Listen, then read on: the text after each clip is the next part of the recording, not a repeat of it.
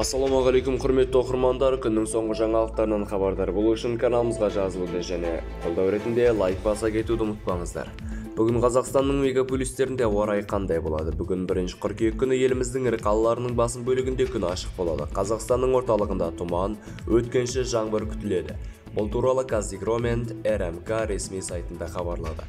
Синоптиктер болжауынша бүгін елордада көшпелі бұлтты және өткінші жаңбыр жауады. Желдің жылдамдығы 5-10 метр секундты құрайды, ал түнде 1-6 метр секунд.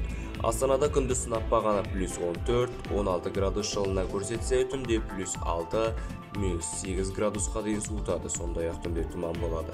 Алматыда бүгін күн ашық болады деген болжам бар. Күндіз ауа температурасы +20-22 градус жылы болса, түнде 8-10 градусқа дейін төмендейді. Желдің жылдамдығы 3-8 метр секунд.